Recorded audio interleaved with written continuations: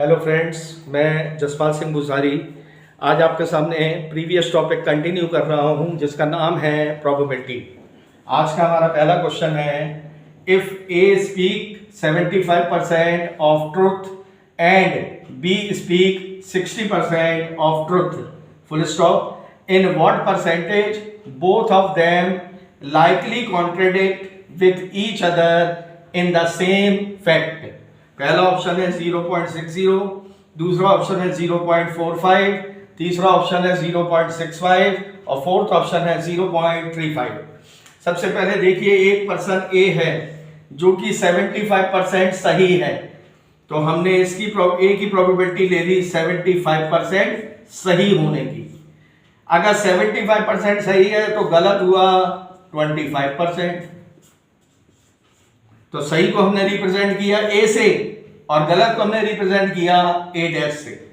इसी तरीके से आप देख सकते हैं, जो एक पर्सन बी है वो ट्रुथ है 60% पे, यानी सही है 60% पे, तो बी को सही होने की हमने प्रोबेबिलिटी मान ली 60%, तो गलत होने की हो गई 40%। इसी तरीके से हमने करेक्ट को माना है बी और गलत को माना है बी डैश। इन्होंने कहा वो किसी सेम फैक्ट पे बात कर रहे हैं, वे कॉन्ट्राडिक्ट होने चाहिए ईच अदर। कॉन्ट्राडिक्ट यानी अपोजिट। इसका मतलब अगर ए सही है तो बी गलत है, बी सही है तो ए गलत है। अब इन दोनों में से कोई एक केस बनेगा, या तो ए सही बी गलत, या बी सही ए गलत। दोनों सही नहीं हो सकते, दोनों गलत नहीं हो सकते। तो ए के सही होने की प्रोबेबिलिटी है 75%, तो बी के गलत होने की प्रोबेबिलिटी है 40%, बी के सही होने की प्रोबेबिलिटी है 60%, तो ए के गलत होने की प्रोबेबिलिटी है 25%। 75 का हमने 40 में मल्टीप्लाई किया तो ये हो गया हमारा 3000 डिवाइडेड बाय 10,000 प्लस 25 का हमने 60 में मल्टीप्लाई किया तो आया 1500 डिवाइडेड बाय 10,000। तो इन दोनों को हमने प्लस किया तो हो गया 4500 डिवाइडेड बाय 10,000। तो 4500 में जब हम 10,000 से डिवाइड करेंगे तो बनेगा 0.45। तो यही हो गया हमारा आंसर। अब आप ऑप्शन में चेक कर सकते हैं, तो आप देख सकते हैं option second is a correct answer. The next question is the probability that a leap year has 53 Monday is.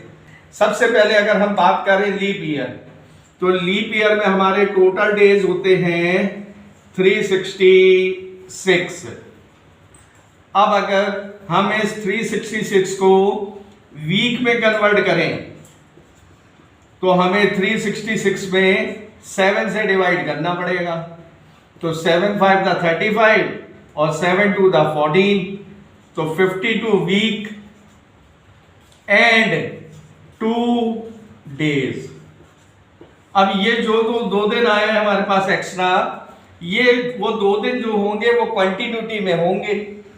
तो कौन सी कंटिन्यूटी में हो सकते हैं? मान लिया पहला केस हो जाए मंडे प्लस ट्यूसडे, दूसरा केस भी बन सकता है ट्यूसडे प्लस वेडनेसडे, तीसरा केस भी बन सकता है वेडनेसडे प्लस थर्सडे, चौथा केस भी बन सकता है थर्सडे प्लस फ्राइडे, पांचवा केस भी बन सकता है फ्राइडे प्लस सैटरडे, छठा केस भी बन सकता है सैटरडे प्लस संडे, और सातवां केस भी बन सकता है संडे प्लस मंडे। अब बात हो रही है मंडे की, तो मंडे हमें कितने केस में मिल सकता है? या तो मंडे हमें मिल सकता है ट्यूसडे के साथ, या मंडे हमें मिल सकता है संडे के साथ। तो मिलने के चांसेस हो गए 2 और टोटल केस हुए 7। तो प्रोबेबिलिटी का आंसर आया हमारा 2/7, यानी option number 3 is a correct answer. Next question is a canteen owner earn rupees 500 on a cold day, but on a hot day his earning is rupees 50 full stop. If the probability of a cold day is 75%, find out his mathematical expectation. और mathematical expectation को कहा जाता है expected gain.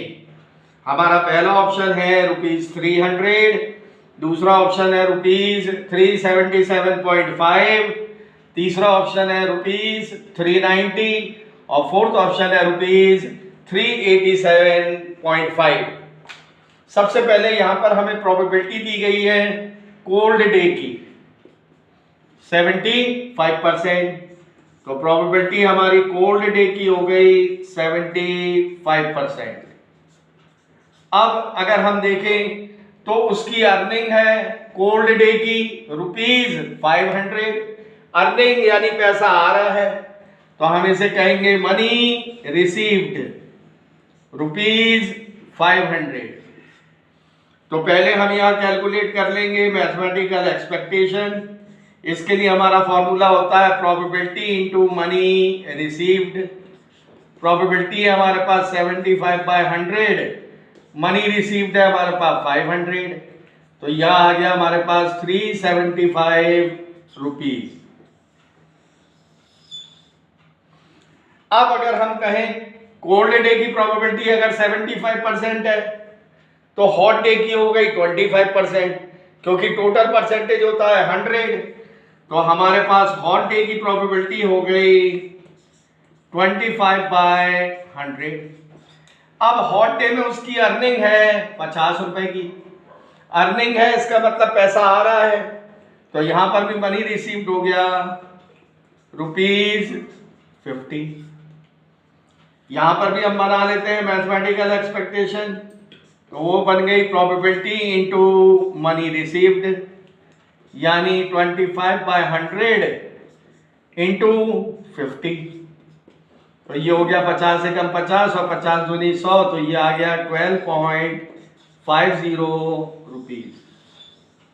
अब अगर हम यहां पर देखें तो यहां पर भी मनी रिसीव्ड था और यहां पर भी मनी रिसीव्ड था, तो मैथमेटिकल एक्सपेक्टेशन के केस में अगर सब जगह हमें पैसा रिसीव्ड हो रहा हो तो जितनी भी मैथमेटिकल एक्सपेक्टेशन बनेंगी वो सब की सब ऐड हो जाएंगी। तो तीसरे केस में आ गया हमारा टोटल मैथमेटिकल एक्सपेक्टेशन। तो पहली है हमारी 375 और दूसरी है हमारी 12.5, तो हमने दोनों का एडिशन कर दिया तो हो गई 387.50। अब हम ऑप्शन में चेक कर सकते हैं, तो 387.50 यानी option number 4 is a correct answer. The next question is according to a bet a person gets ₹3,000 if SP wins the election, while on losing the bet he pays ₹1,500 full stop. If the probability of winning is 0.6, find his expected gain. पहला option ₹3,000, दूसरा option ₹2,400, तीसरा option ₹1,200 और fourth option ₹1,800। सबसे पहले हमें winning की probability given है 0.6 और विनिंग होने पर वो रिसीव कर रहा है ₹3,000, तो इसका मतलब प्रोबेबिलिटी विनिंग की है हमारे पास 0.6 और उसकी मनी रिसीव्ड हो गई ₹3,000।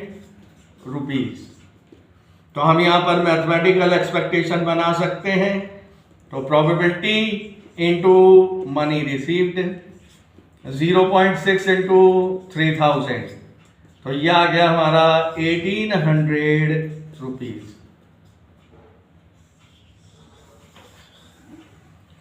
अब अगर हमारी विनिंग की प्रोबेबिलिटी 0.6 है तो प्रोबेबिलिटी लूजिंग की हो गई टोटल प्रोबेबिलिटी यानी 1 में से विनिंग की प्रोबेबिलिटी माइनस कर दी तो वो हो गई 0.4। विनिंग बेट लूज होने पर उसको पे करने पड़ रहे हैं 1500 रुपए, तो मनी पेड हो गया हमारा 1500 का।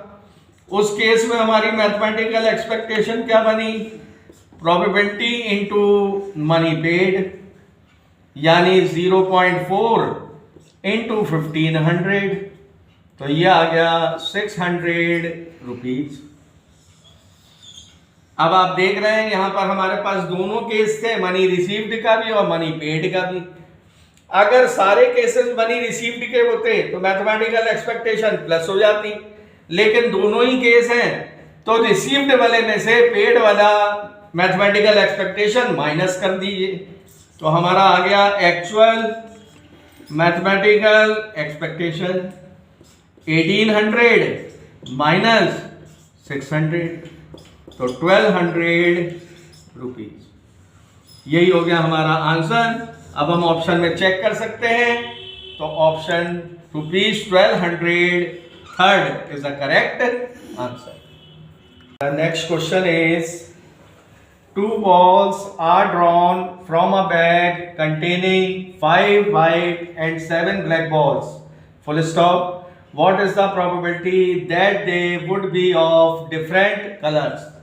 पहला ऑप्शन 30/66, दूसरा ऑप्शन 12/66, तीसरा ऑप्शन 35/66 और फोर्थ ऑप्शन नन।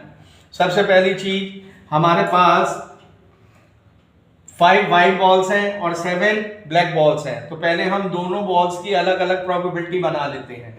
तो पहले हम प्रोबेबिलिटी बना रहे हैं वाइट बॉल की। वाइट बॉल है 5 और टोटल हो गई 5 और 7 12। इसी तरीके से हम बना रहे हैं ब्लैक बॉल की, तो ब्लैक बॉल है हमारे पास 7 और टोटल हो गई 12। अब हमने 2 बॉल को ड्रॉन किया है, हमें इस बात की प्रोबेबिलिटी बतानी है कि वो डिफरेंट कलर की हो। डिफरेंट कलर यानी एक हमारे पास वाइट होनी चाहिए और एक हमारी ब्लैक होनी चाहिए।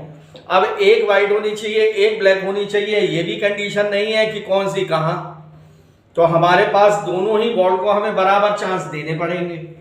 इसका मतलब पहली हमारी वाइट हो सकती है तो फिर दूसरी हमारी ब्लैक हो सकती है, लेकिन हमारा दूसरा केस भी बन सकता है, उस केस में हमारी ब्लैक पहले हो सकती है और वाइट बाद में हो सकती है। अब इन दोनों केस में से बनेगा कोई एक केस, तो इन दोनों के बीच में ऑटोमेटिक वर्ड आ रहा है और का मतलब होता है प्लस।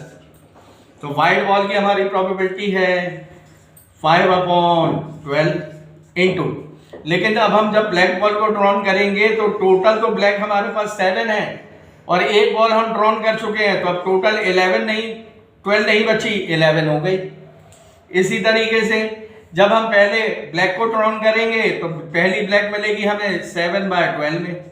इसी तरीके से हम दूसरी जब वाइट बॉल ड्रॉन करेंगे तो वाइट हमें मिलेगी 5/11 में, क्योंकि यहां पर भी वही केस है, एक बॉल हमारी कम हो चुकी है क्योंकि हमें रिप्लेसमेंट का राइट नहीं है। तो हो गया 7 × 5 35, 11 का 12 में मल्टीप्लाई 132, फिर 5 का 7 में मल्टीप्लाई 35 और 11 का 12 में मल्टीप्लाई 132, तो 35 हो गया 70/132। अब आप देख सकते हैं ये 2 से कैंसिल है, तो ये हो गया 35 और ये हो गया 66। यही हमारा आंसर हुआ। तो अब अपन ऑप्शन में चेक कर सकते हैं, तो option number 3 is the correct answer.